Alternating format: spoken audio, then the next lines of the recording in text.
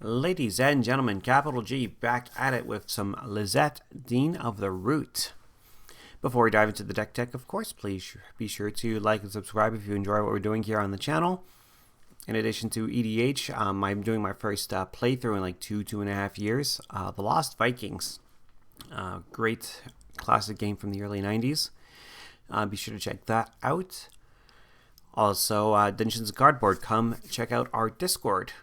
It's our LGS away from our LGS. Lots of great people, lots of great times. Not just Commander, but any format of Magic you like.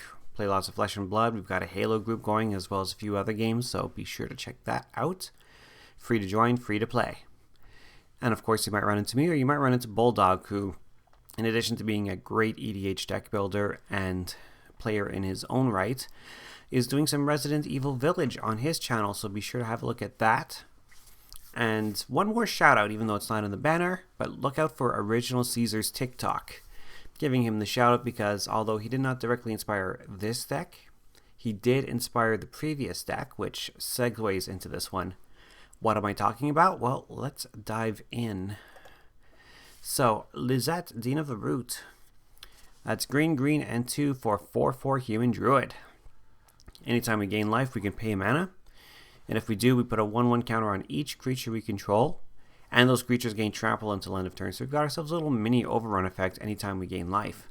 That seems amazing to me. So why am I talking about segues, what have you? Well, Lisette, of course, is the backside of Valentin. Valentin was the previous deck, if you want to go check that out. But basically, on the Discord group, Original Caesar mused about doing a Valentin 1-drop stack, and I took the concept and went all in on it in the previous video. But now we're going to do something a little more traditional, a little more G style, shall we say, with the card's backside Lisette. So, yes, you can always cast either side of the card. We are playing black and green, and we are playing with both colors in full. But our focus will be on Lisette because there's something definitely more business end about her ability, shall we say. So with that in mind, let's dive into the deck. First card I want to highlight here actually will be Animation Module. Whenever one more +1/+1 counters are put on a permanent you control, you may pay 1, and if you do, you create a 1/1 colorless servo token. And then we can pay 3, tap, and choose a counter on target permanent or player to give that permanent or player another counter of that kind. Goes especially well with Essence Warden, just saying. We'll talk about Essence Warden when we go to the creature section, but yeah, anytime we gain life, not only are we putting 1/1 counters on all of our creatures with Lisette, but with the Animation Module, we can also create more creatures. Arcane Signet, of course, for our colors. Bow of Nylea. Attacking creatures you control have Death Touch. Don't forget the interaction between Trample and Death Touch. So how Trample actually works is if you're, like, let's say you attack with a 5/5 Trample, your opponent blocks with a 3/3. You have to assign lethal damage to the blocker before, and then any remaining damage can roll through to the player. So you assign 3 damage to the blocker, 2 damage to the player. When you have, and that's my cat scratching a cat post, when your trample creature also has Death Touch, 3/3 blocker, and you're attacking with a 5/5 trample, you only need to assign 1 damage to the blocker because that's how much damage is lethal. And then the remaining 4 will hit the defending player.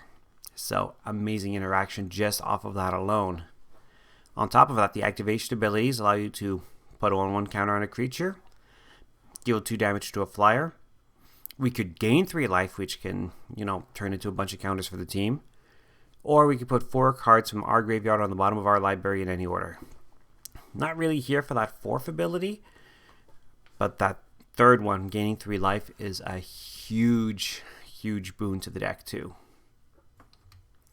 Running the Pristine Talisman, a mana rock that gains us life when we tap it. Yes, please. Shadow Sphere, of course. Granting a creature trample and lifelink. And of course taking away the hexproof and the indestructible whenever we need to do so. Soul Ring, of course, a 1-drop that did not make the previous deck, but is a bit more useful here. Sun Droplet. This card is a proven workhorse in one of my other decks, so we're putting it here too. Because if we've got this out and someone attacks us and doesn't, knock us out, we put a counter on the Sun Droplet for each time we've been dealt damage, or for each point of damage, and then every upkeep we can take a counter off, gain a life. And if we happen to have a little bit of extra mana around, make the team more and more swole every time. Tablet of the Guilds. Whenever we cast a spell, if it's at least one of the 2 colors that we choose, and of course we're going to choose black and green, we'll gain a life. Talisman of Resilience, of course, taps for both our colors. And if we were to tap for a black or a green mana rather than just a colorless, we would take a damage. Great interaction with the Sun Droplet, by the way, because then we can tap for mana, deal ourselves the damage, and put a counter on the Sun Droplet, which in turn becomes a life gain trigger for us. Big money card here if you've got it, the Great Henge. Because we want to gain that life, this taps for 2 mana and gains us 2 life, giving us a trigger on Lisette. And of course, because our team is going to get real swole real fast, this is coming down cheap for us too. Victory Chimes, because we have the potential of gaining life and getting triggers on everyone's turn.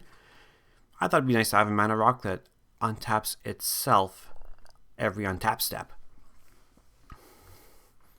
Will of Lost Dreams, whenever we gain life, we may pay X, where X is less than or equal to the amount of life we've gained to draw that many cards. Keep our handful this way. Our mana curve is, even though we're not doing the 1-drop theme like we did in the previous video, we're still going to have some extra mana kicking around to draw some cards, so why not?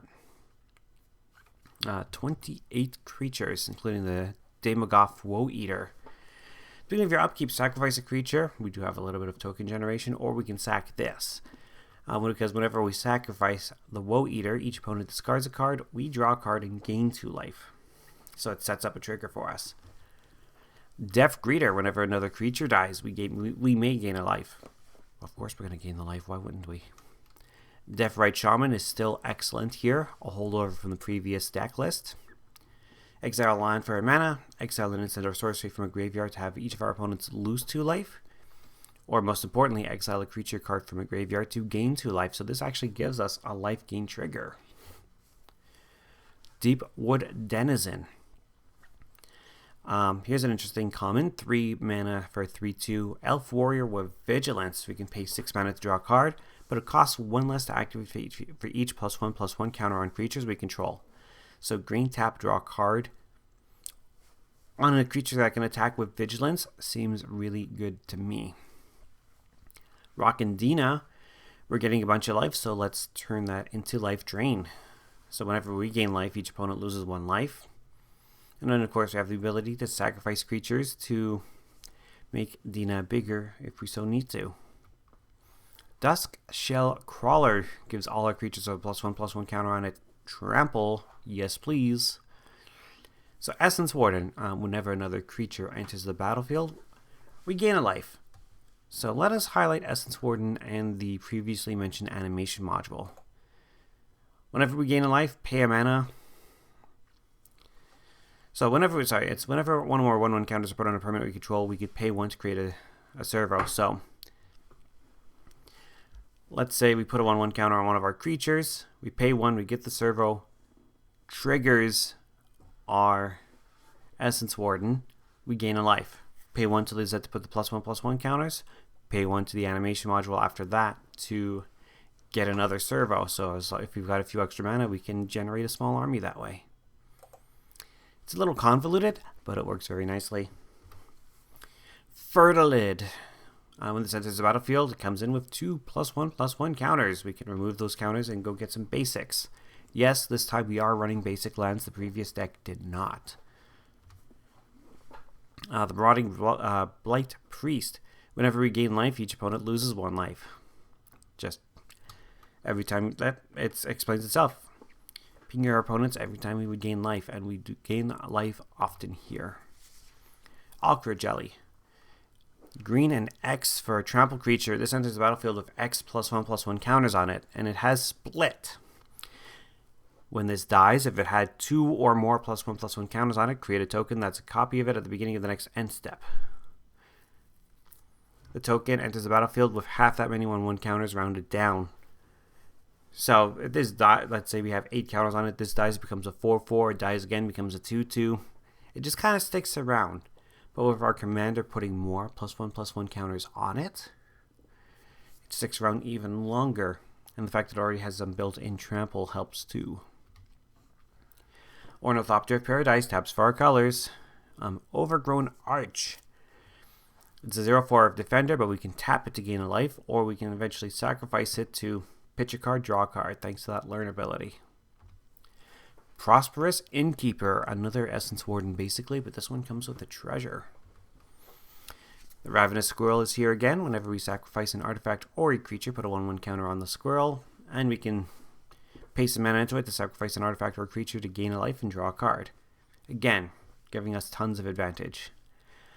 Some standard removal stuff here with Reclamation Sage. Pop an artifact or enchantment.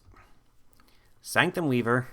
We do run a few enchantments, so this can definitely buff up our mana count real fast. The Sangromancer, a bit of a classic here, 3/3 flying. Whenever a creature an opponent controls dies, we may gain 3 life. Whenever an opponent discards a card, we may gain 3 life.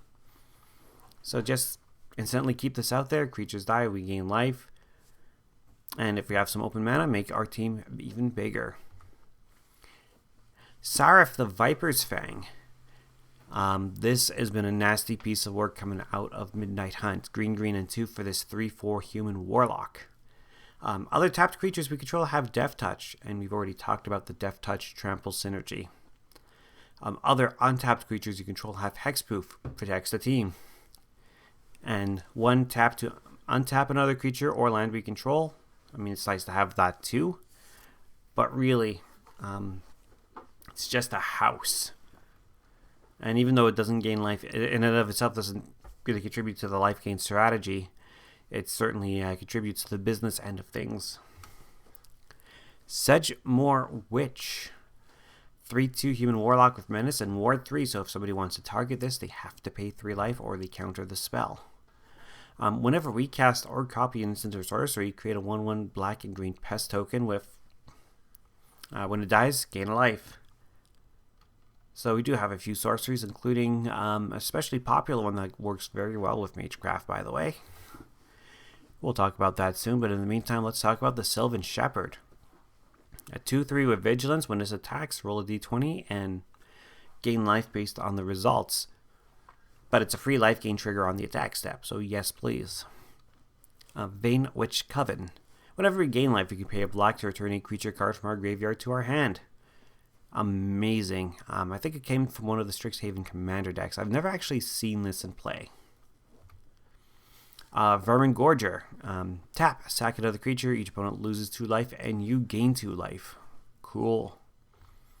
Veto, of course, is here. Whenever we gain life, target opponent loses that much life. I initially planned the Exquisite Bond or the Exquisite Blood Sanguine Bond combo. I ended up not going with it because I was going to cut myself short on a little too short on creatures. But Veto, at least, still synergizes very, very well, especially when he can give all of our creatures lifelink and really buff up our life total.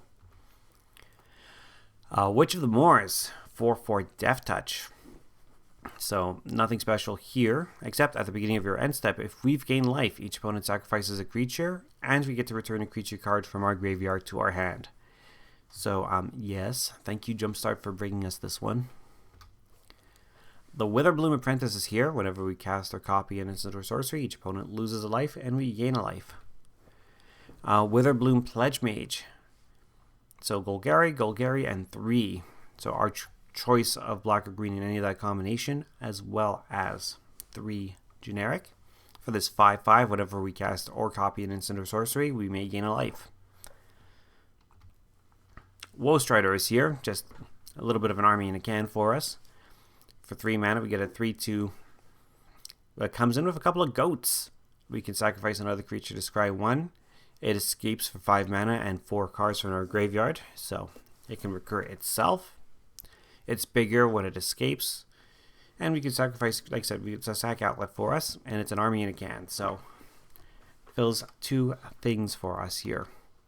And of course, Zulaport Cutthroat, because we are going to be draining our opponents. We're not going full in on aristocrats, but it's nice to have that here in our back pocket.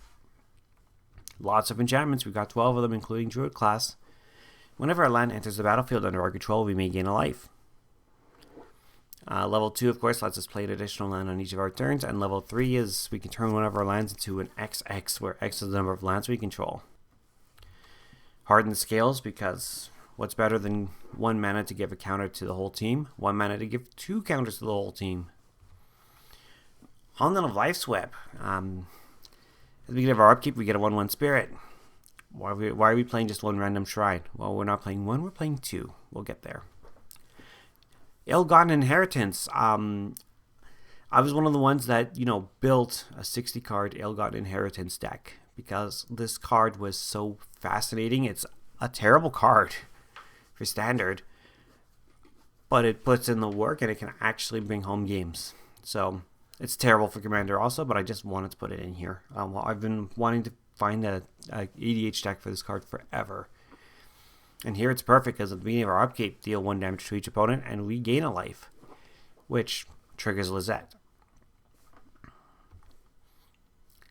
Late to Rest. Whenever a human we control dies, draw a card. Spoiler alert, we don't have a lot of humans, so I'm not too worried about the card draw here. But whenever a creature with a 1/1 counter on it dies, we gain 2 life, which means if we sacrifice a creature that just happens to have a +1/+1 counter, we get the life gain trigger, and it buffs up the rest of the team. Life Gift. Whenever any land comes into play, we may gain a life. It doesn't matter if it's ours or our opponent's, so we can get a ton of life gain triggers with this. Moldavine Reclamation. Whenever a creature we control dies, gain a life and draw a card. Retreat to Hagra. Whenever a land enters the battlefield under our control, we can have target creature get +1/+0 and Death Touch until end of turn. Again, the Death Touch and Trample synergy is in play with this. Alternatively, we can have each opponent lose a life and we gain a life, which, again, triggers Lisette. So, amazing synergy no matter which mode we choose here. Retreat to Kazandu. Whenever a land enters the battlefield under our control, choose 1. We can put a 1/1 counter on target creature, or we can gain 2 life. Obviously, we're here for the life gain, but if we don't have enough spare mana kicking around, we can just use the 1/1 counter instead. Sanctum of Stonefangs, the other shrine that I am running in this deck. At the beginning of our pre-combat main phase, each opponent loses X life and we gain X life, where X is the number of shrines we control. So, yet another life gain trigger that costs us no mana once it's established on the board. Rock of the Trudge Garden. This is spicy. Again, I think from the Strixhaven Commander decks. Whenever you gain life, we may pay 2 mana, and if we do, get a 4/4 Fungus Beast Creature token with Trample. That's amazing. Gain a life, pay 2 mana, get a 4/4? Yes. Especially with how easy it is for us to get life in this deck. Wilderness Reclamation. Because it's so easy for us to gain life on other players' turns, it'd be nice to have our lands untapped when that happens. So here we go. Over to Instance now with the Golgari Charm. Some nice flexibility here. I'm giving all creatures -1/-1 until end of turn, or destroying an enchantment, or regenerating each of our creatures. So we can survive some board wipes with that. Heroic Intervention survives a lot of the board wipes, and also grants us hexproof and indestructible. Infernal Grasp, just some clean removal. Destroy target creature. Yes, we lose 2 life. Yes, we're willing to pay that price. Return to Nature to destroy an artifact, destroy an enchantment, or exile a card from a graveyard.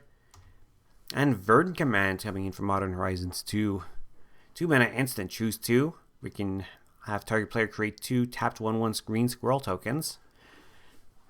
Small army, sure thing. Counter target loyalty ability of a planeswalker. So if somebody tries to drop down Eugene, well, we'll counter it. Exile target card from a graveyard, because you never know when that'll be relevant. And target player gains 3 life. So yes, we get a Lisette trigger off of this card too.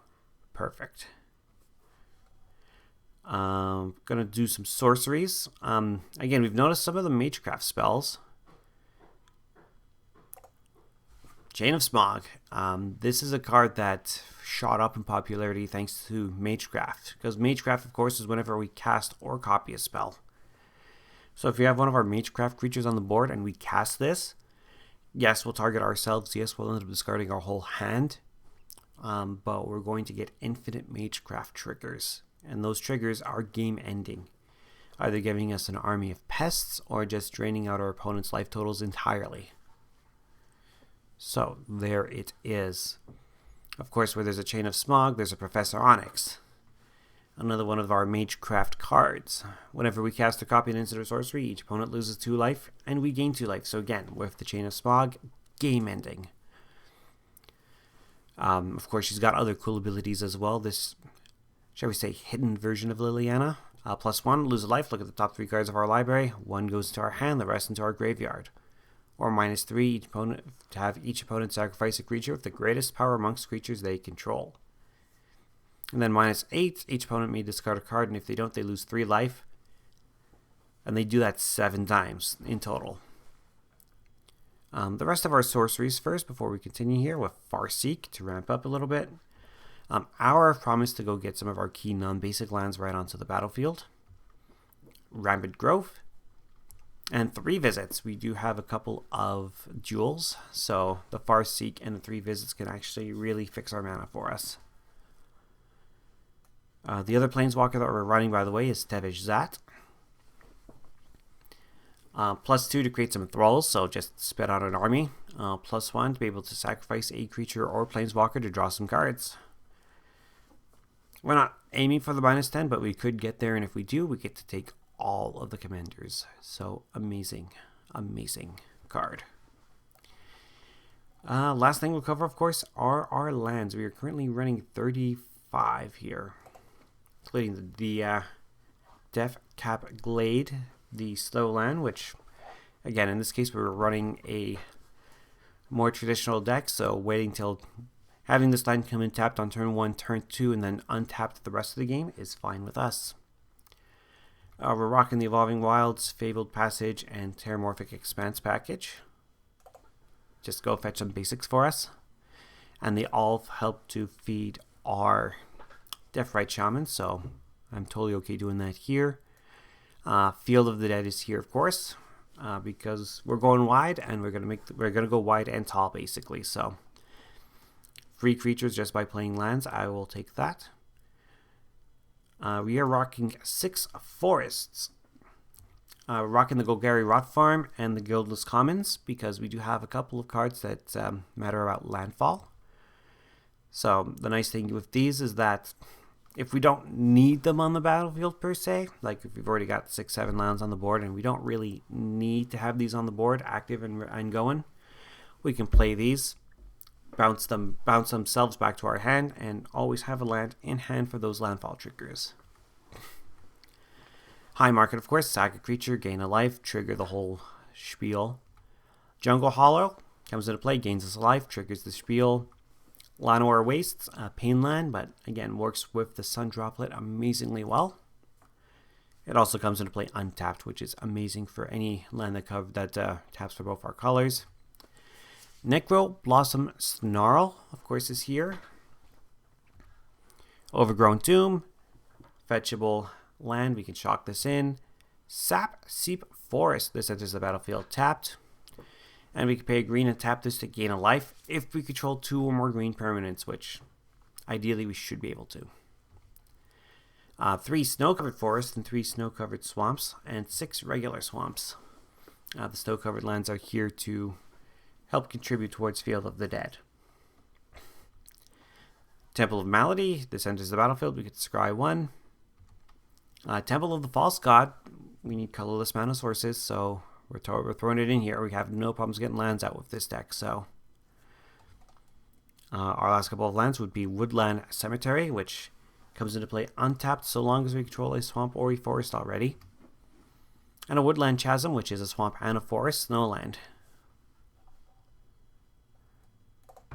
And that brings us to the end of this little mini two-part adventure, shall we say. So, Lisette, very dominating commander in her own right. And we actually have, if we're not going wide or going tall, we're going infinite. So we have lots of action with this deck. Hope you all like this one. And with that in mind, not sure what's next. Kamigawa's proper spoil season should be starting very soon, if not already. So we'll definitely keep an eye on that. And still got some Lost Vikings coming, so be sure to check that out as well. Until then, I will catch you all again next time. Bye for now.